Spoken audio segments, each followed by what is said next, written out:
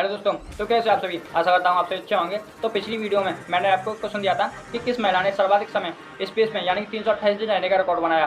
किस महिला ने सर्वाधिक समय यानी कि 328 दिन स्पेस में रहने का रिकॉर्ड बनाया। तो इसका आंसर होगा क्रिस्टीना कोच ने सर्वाधिक समय स्पेस में रहने का रिकॉर्ड बनाया। अगर आपने पिछली वीडियो नहीं देखी होगी तो ऊपर आई बटन पर क्लिक करके वीडियो देख सकते हैं, नहीं तो मैंने डिस्क्रिप्शन में लिंक डाला हुआ है, वहाँ पर जाकर वॉच कर सकते हैं। तो चलिए वीडियो को स्टार्ट करते हैं। वीडियो को स्टार्ट करने से पहले अगर आपने चैनल को सब्सक्राइब नहीं किया तो प्लीज चैनल को सब्सक्राइब कर लीजिए और नीचे से बेल आइकन को भी जरूर दबा लीजिएगा। चलिए वीडियो को स्टार्ट करते हैं। Start the video. तो आज का पहला क्वेश्चन है, 22 अगस्त 2021 को किसे मणिपुर राज्य का राज्यपाल नियुक्त किया गया है। 22 अगस्त 2021 को किसे मणिपुर राज्य का राज्यपाल नियुक्त किया गया है। तो उसका आंसर होगा एल गणेशन को मणिपुर राज्य का राज्यपाल नियुक्त किया गया है। अगर आपसे मैं ये पूछ लूँ कि इससे पहले पूर्व राज्यपाल कौन थे, इससे पहले पूर्व राज्यपाल कौन थे, तो उसका आंसर होगा नजमा हेपतुल्ला इससे पहले पूर्व राज्यपाल थे। अगर आपसे मैं ये पूछ लूँ कि राज्यपाल का कार्यकाल कितना होता है, राज्यपाल का कार्यकाल कितना होता है, तो उसका आंसर होगा राज्यपाल का कार्यकाल 5 ईयर का होता है। तो नेक्स्ट क्वेश्चन है कि मणिपुर के प्रेजेंट में सीएम कौन है। मणिपुर के प्रेजेंट में सीएम कौन है, तो उसका आंसर होगा वीरेंद्र सिंह मणिपुर के प्रेजेंट में सीएम है। नेक्स्ट क्वेश्चन है कि हाल ही में कर्नाटक के राज्यपाल कौन बने हैं। हाल ही में कर्नाटक के राज्यपाल कौन बनाए गए हैं, तो उसका आंसर होगा थावरचंद गहलोत हाल ही में कर्नाटक के राज्यपाल बनाए गए हैं। और आपसे मैं ये पूछ लूँ कि इससे पहले थावरचंद गहलोत कौन से मंत्री थे, थावरचंद गहलोत इससे पहले कौन से मंत्री थे, तो उसका आंसर होगा इससे पहले थावरचंद गहलोत सामाजिक न्याय और अधिकारिता मंत्री थे। नेक्स्ट क्वेश्चन है कि प्रेजेंट में सामाजिक न्याय और अधिकारिता मंत्री कौन है। प्रेजेंट में सामाजिक न्याय और अधिकारिता मंत्री कौन है, तो उसका आंसर होगा वीरेंद्र कुमार प्रेजेंट में सामाजिक न्याय और अधिकारिता मंत्री है।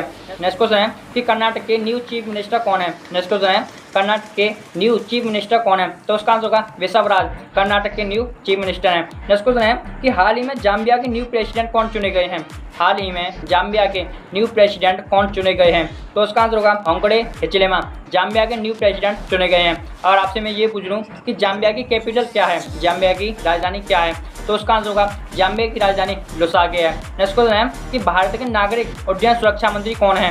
भारत के नागरिक उड्डयन सुरक्षा मंत्री कौन है, तो उसका आंसर होगा ज्योतिरादित्य सिंधिया प्रेजेंट में भारत के नागरिक उड्डयन सुरक्षा मंत्री हैं। नेक्स्ट क्वेश्चन है कि लोकटक झील किस राज्य में पड़ती है। लोकटक झील किस राज्य में पड़ती है, तो उसका आंसर होगा मणिपुर राज्य में लोकटक झील पड़ती है।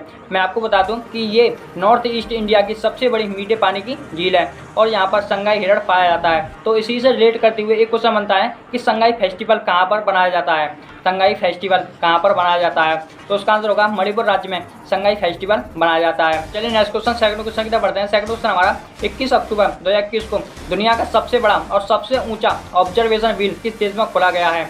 21 अक्टूबर 2021 को दुनिया के सबसे बड़ा और सबसे ऊंचा ऑब्जर्वेशन व्हील किस देश में खोला गया है, तो उसका आंसर होगा ये यूएई यानी कि संयुक्त अरब अमीरात में खोला गया है।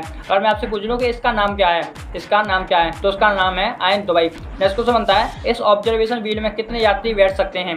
इस ऑब्जर्वेशन व्हील में कितने यात्री बैठ सकते हैं, तो उसका आंसर होगा 1400 व्यक्ति इस ऑब्जर्वेशन व्हील में बैठ सकते हैं। नेक्स्ट क्वेश्चन हमारा इस ऑब्जर्वेशन व्हील में कितने कैप्सूल हैं। इस ऑब्जर्वेशन व्हील में कितने कैप्सूल हैं, तो उसका आंसर होगा इस ऑब्जर्वेशन व्हील में 48 कैप्सूल हैं। नेक्स्ट क्वेश्चन बनता है कि यूएई की कैपिटल क्या है। यूएई की कैपिटल क्या है, तो उसका आंसर होगा अबू धाबी यूएई की कैपिटल है। नेक्स्ट क्वेश्चन है कि जायद तलवार 2021 एक्सरसाइज किन किन देशों के बीच हुई है। जायद तलवार 2021 एक्सरसाइज किन किन देशों के बीच हुई है, तो उसका आंसर होगा इंडिया और यूएई के बीच ये एक्सरसाइज हुई है। नेक्स्ट क्वेश्चन बनता है ये कैसी एक्सरसाइज है, तो मैं आपको बता दूं ये एक नौसैनिक एक्सरसाइज है। नेक्स्ट क्वेश्चन बनता है कि आईसीसी का हेडक्वार्टर कहाँ पर है। आईसीसी का हेडक्वार्टर कहाँ पर है, तो उसका आंसर होगा दुबई के अंदर आईसीसी का हेडक्वार्टर है। अगर मैं आपसे ये पूछ लूँ कि आईसीसी के प्रेजेंट में हेड कौन है, आईसीसी के प्रेजेंट में हेड कौन है, तो उसका आंसर होगा ग्रेग बर्कले आईसीसी के प्रेजेंट में हेड है। नेक्स्ट क्वेश्चन बनता है कि एलिफेंट एक्सरसाइज किन किन देशों के बीच होती है। एलिफेंट एक्सरसाइज किन किन देशों के बीच होती है, तो उसका आंसर होगा भारत और मंगोलिया के बीच ये एक्सरसाइज होती है। नेक्स्ट क्वेश्चन बनता है थर्ड क्वेश्चन हमारा 24 अगस्त 2021 को किस देश ने मल्टी लॉन्च रॉकेट सिस्टम फतेह-1 का सफल परीक्षण किया है।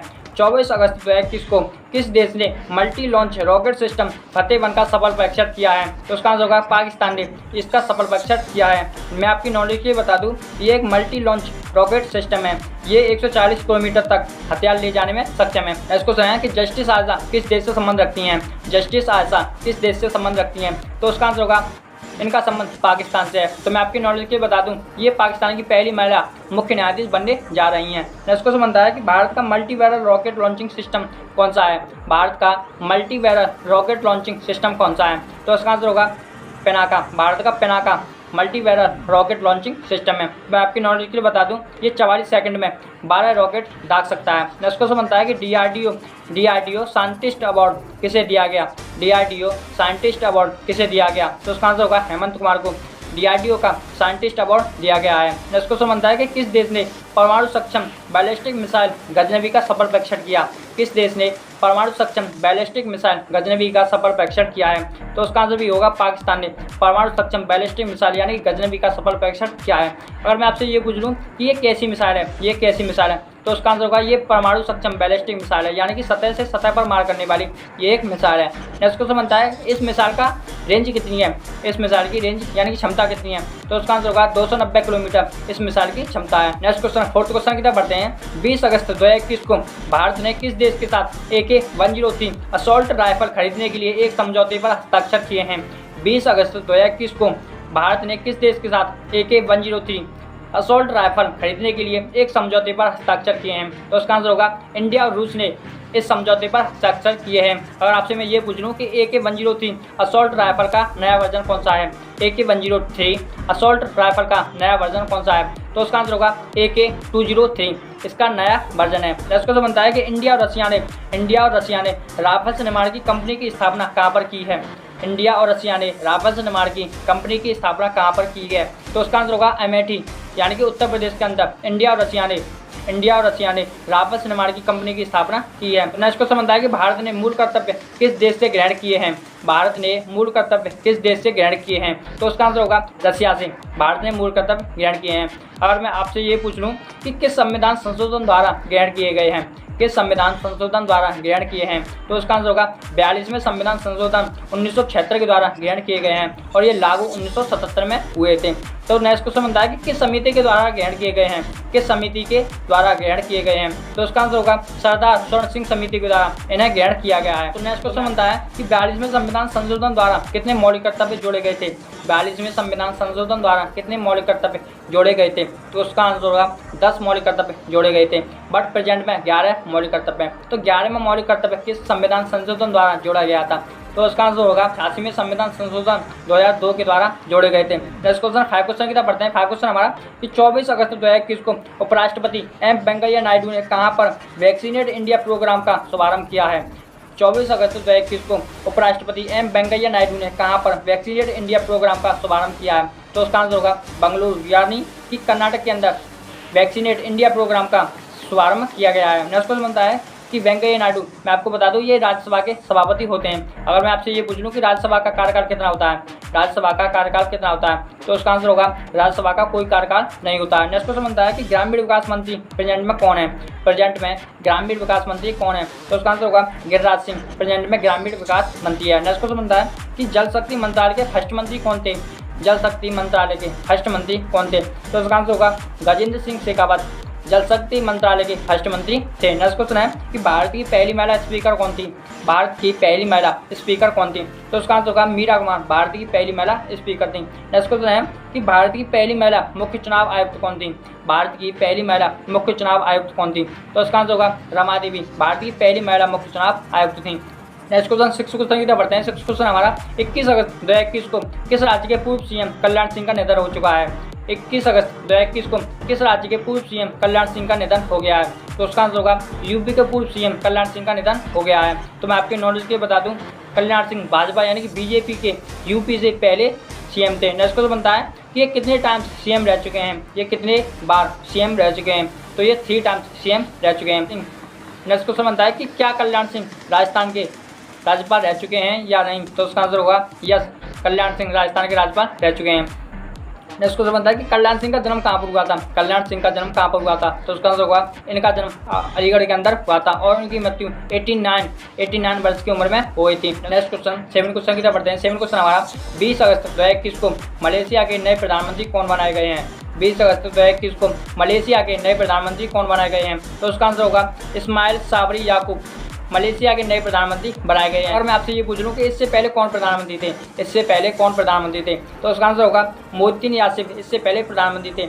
तो नेक्स्ट क्वेश्चन बनता है कि इन्होंने इस्तीफा क्यों दिया, इन्होंने इस्तीफा क्यों दिया, तो इसका आंसर होगा ये बहुमत सिद्ध नहीं कर पाए इसलिए इन्होंने इस्तीफा दे दिया था। नेक्स्ट क्वेश्चन 8th क्वेश्चन की तरफ बढ़ते हैं। 8th क्वेश्चन हमारा 21 अगस्त 2021 को एनटीपीसी यानी कि नेशनल थर्मल पावर लिमिटेड ने देश में 25 मेगावाट का सबसे बड़ा floating solar power plant project कहाँ पर शुरू किया है, तो उसका आंसर होगा विशाखापट्टनम यानी कि आंध्र प्रदेश के अंदर एनटीपीसी के द्वारा 25 मेगावाट का सबसे बड़ा फ्लोटिंग सोलर पावर प्लांट स्थापित किया गया है। अगर मैं आपसे पूछ लूँ कि फ्लोटिंग माने क्या होता है, फ्लोटिंग मीन्स माने क्या होता है, तो उसका आंसर होगा तैरता हुआ सोलर पावर प्लांट, तैरता हुआ solar power plant. Next question बनता है क्या एनटीपीसी एक महारत्न कंपनी है, क्या एनटीपीसी एक महारत्न कंपनी है, तो उसका आंसर होगा यस एनटीपीसी एक महारत्न कंपनी है। नेक्स्ट क्वेश्चन बनता है कि सोलर पावर प्लांट की क्षमता कितनी है, सोलर पावर प्लांट की क्षमता कितनी है, तो उसका आंसर होगा 25 मेगावाट सोलर पावर प्लांट की क्षमता है। नेक्स्ट क्वेश्चन बनता है कि एनटीपीसी की स्थापना कब हुई थी, एनटीपीसी की स्थापना कब हुई थी, तो उसका आंसर होगा 1975 में एनटीपीसी की स्थापना हुई थी और उसका हेडक्वार्टर दिल्ली के अंदर पड़ता है। नेक्स्ट क्वेश्चन बनता है कि ये सोलर पावर प्लांट किस स्टेशन पर लगाया गया है,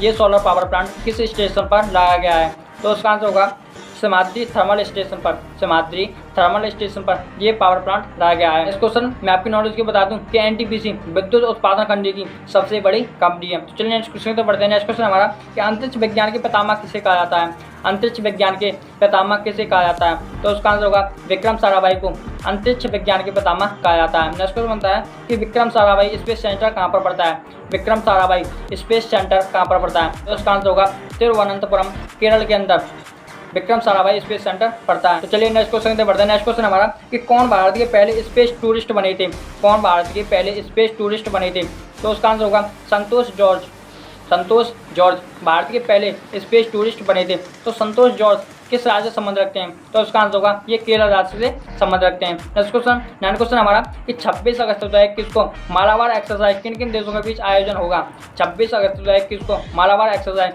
किन किन देशों के बीच आयोजन होगा, तो मैं आपको बता दूं इसमें टोटल 4 देश आते हैं और जबकि पहला इंडिया आता है, जबकि दूसरा यूएसए और तीसरा जापान और चौथा ऑस्ट्रेलिया आता है। तो मैं आपकी नॉलेज के बता दूं कि मालाबार एक्सरसाइज जो कि 1952 में स्टार्ट हुआ था, जब उस समय इसमें यूएसए और इंडिया ही शामिल था, जब 2015 में जापान शामिल हो गया और 2020 में इसमें ऑस्ट्रेलिया शामिल हो गया, यानी कि इसमें टोटल 4 देश आते हैं। तो वहाँ पे पूछ लूँ कि मालाबार एक्सरसाइज का आयोजन कहाँ पर किया जाएगा, मालाबार एक्सरसाइज का आयोजन कहाँ पर किया जाएगा, तो उसका आंसर होगा गुआमा द्वीप पर, गुआमा द्वीप पर इसका आयोजन किया जाएगा। और मैं आपसे पूछ लूँ कि गुआमा द्वीप कहाँ पर पड़ता है, तो ये यूएसए के अधीन आता है। नेक्स्ट क्वेश्चन है केरल के तट को क्या कहा जाता है, केरल के तट को क्या कहा जाता है, तो उसका आंसर होगा मालाबार तट, केरल के तट को कहा जाता है और इसी के नाम पर इस एक्सरसाइज का नाम मालाबार एक्सरसाइज रख दिया गया। नेक्स्ट क्वेश्चन बनता है कि तमिलनाडु के तट को क्या कहा जाता है, तो उसका आंसर होगा कोरोमंडल तट, तमिलनाडु के तट को कहा जाता है। नेक्स्ट क्वेश्चन 10 क्वेश्चन की तरफ बढ़ते हैं। 10 क्वेश्चन हमारा कि हाल ही में किस देश को 3 चाइल्ड पॉलिसी लागू करने पर मंजूरी मिल गई है, हाल ही में किस देश को 3 चाइल्ड पॉलिसी लागू करने पर मंजूरी मिल गई है, तो उसका आंसर होगा चाइना को 3 चाइल्ड पॉलिसी लागू करने पर मंजूरी मिल गई है। तो मैं आपकी नॉलेज के बता दूं कि सबसे पहले इसने 1 चाइल्ड पॉलिसी लागू की थी और 2016 में इसने 2 चाइल्ड पॉलिसी लागू की, बट और 2021 में इसने 3 चाइल्ड पॉलिसी लागू कर दी गई है। नेक्स्ट क्वेश्चन बनता है कि चाइना में कौन सी पार्टी सत्ता में है, नेक्स्ट क्वेश्चन बनता है जो कि बहुत ही इंपॉर्टेंट क्वेश्चन है कि चाइना में कौन सी पार्टी सत्ता में है, तो उसका आंसर होगा कम्युनिस्ट पार्टी चाइना में प्रेजेंट में सत्ता में। चाइना के प्रेजेंट में प्रेसिडेंट कौन है, चाइना के प्रेजेंट में प्रेसिडेंट कौन है, तो उसका आंसर होगा शी जिनपिंग चाइना में प्रेजेंट में प्रेसिडेंट है। नेक्स्ट क्वेश्चन बनता है कि इजराइल के नए प्रेसिडेंट कौन है, इजराइल के नए प्रेसिडेंट कौन है, तो आंसर होगा इसाक हर्जोग इजराइल के नए प्रेसिडेंट है। नेक्स्ट क्वेश्चन बनता है कि इजराइल के नए प्राइम मिनिस्टर कौन है, इजराइल के नए प्राइम मिनिस्टर कौन है, तो उसका आंसर होगा नेफ्ताली बेनेट इजराइल के नए प्राइम मिनिस्टर हैं। नेक्स्ट क्वेश्चन बनता है कि सीरिया के नए प्रेसिडेंट कौन है, सीरिया के नए प्रेसिडेंट कौन है, तो आंसर होगा बशर अल असद सीरिया के नए प्रेसिडेंट है। नेक्स्ट क्वेश्चन बनता है पेरू के नए प्रेसिडेंट कौन है, पेरू के नए प्रेसिडेंट कौन है, तो आंसर होगा पेट्रो कैस्टिलो पेरू के नए प्रेसिडेंट है। नेक्स्ट क्वेश्चन बनता है कि क्यूबा के नए प्रेसिडेंट कौन है, क्यूबा के नए प्रेसिडेंट कौन है, तो आंसर होगा मिगेल डियाज कैनल क्यूबा के नए प्रेसिडेंट है। तो चलिए नेक्स्ट क्वेश्चन 11 क्वेश्चन की तरफ पढ़ते हैं जो कि बहुत ही इंपॉर्टेंट क्वेश्चन है कि राष्ट्रीय डॉल्फिन अनुसंधान केंद्र कहाँ पर स्थापित किया जाएगा, राष्ट्रीय डॉल्फिन अनुसंधान केंद्र कहाँ पर स्थापित किया जाएगा, तो उसका आंसर होगा पटना यानी कि बिहार के अंदर राष्ट्रीय डॉल्फिन अनुसंधान केंद्र स्थापित किया जाएगा। नेक्स्ट क्वेश्चन बनता है कि भारत का जलीय जीव कौन सा है, भारत का जलीय जीव कौन सा है? तो आंसर होगा गंगा डॉल्फिन भारत का जलीय जीव है। स्थान किन दो देशों के मध्य स्थित है? कालाहारी स्थान किन दो देशों के मध्य स्थित है? तो आंसर होगा इंडिया और नेपाल के बीच कालाहारी स्थान स्थित है। तो मैं आपको पूछ लूँ कि ये किस जिला में स्थित है? तो उसका आंसर होगा पिथौरागढ़ जिला, जो कि उत्तराखंड के अंदर पड़ता है। नेक्स्ट क्वेश्चन है कि भारत का पहला नेशनल पार्क कौन सा है? भारत का पहला राष्ट्रीय उद्यान कौन सा है? तो आंसर होगा जिम कॉर्बेट नेशनल पार्क, जिसे हम हैरी नेशनल पार्क भी बोलते हैं। नेक्स्ट क्वेश्चन 12 क्वेश्चन की तरफ बढ़ते हैं, जिसमें हम साइंस के बहुत प्रश्न देखेंगे। तो पहला प्रश्न हमारा, पावोकेस्टोपस किसका वैज्ञानिक नाम है? पावोकेस्टोपस किसका वैज्ञानिक नाम है? तो आंसर होगा मोर का वैज्ञानिक नाम है। नेक्स्ट क्वेश्चन है कि पृथ्वी का सूर्य के बाद सबसे नजदीकी तारा कौन सा है? पृथ्वी का सूर्य के बाद सबसे नजदीकी तारा कौन सा है? तो आंसर होगा प्रोक्सिमा सेंचुरी, पृथ्वी का सूर्य के बाद सबसे नजदीकी तारा है। सेकंड है हमारा, पौधों में जाइलम का कार्य क्या है? पौधों में जाइलम का क्या कार्य है? तो आंसर होगा जड़ से पानी को ऊपर की तरफ ले जाना, इसका कार्य है। नेक्स्ट क्वेश्चन है कि पौधों में फ्लोएम का कार्य क्या है? पौधों में फ्लोएम का कार्य क्या है? तो आंसर होगा प्रकाश संश्लेषण करना, इसका कार्य है। नेक्स्ट क्वेश्चन है कि सर्वाधिक तरंगदैर्घ्य किस रंग के प्रकाश में होती है? सर्वाधिक तरंगदैर्घ्य किस रंग के प्रकाश में होती है? तो आंसर होगा लाल रंग के प्रकाश में सर्वाधिक तरंगदैर्घ्य होती है। नेक्स्ट क्वेश्चन 13 क्वेश्चन की तरफ बढ़ते हैं, जिसमें कि हम इंपोर्टेंट बुक्स के बारे में जाएंगे। तो पहली बुक हमारी द इंडियन स्ट्रगल बुक किसकी है? द इंडियन स्ट्रगल बुक किसकी है? तो आंसर होगा सुभाष चंद्र बोस की ये बुक है। तो सेकंड बुक हमारी प्रबुद्ध भारत पत्रिका के संपादक कौन है? प्रबुद्ध भारत पत्रिका के संपादक कौन है? तो आंसर होगा स्वामी विवेकानंद प्रबुद्ध भारत पत्रिका के संपादक हैं। और थर्ड बुक हमारी नागेश बुक किसकी है? नागेश बुक किसकी है? तो आंसर होगा अमीश की ये बुक है। तो चलिए 14 क्वेश्चन लिखिए कि सबसे छोटे कद की जनजाति कहाँ पर पाई जाती है? सबसे छोटे कद की जनजाति कहाँ पर पाई जाती है? तो उसका आंसर आपको कमेंट सेक्शन में देना है। तो आई होप आपको वीडियो अच्छा लगा होगा। अगर वीडियो अच्छा लगा हो तो tell the share and subscribe जरूर कीजिए। चलिए मिलते हैं नेक्स्ट वीडियो में, जब तक के लिए जय हिंद।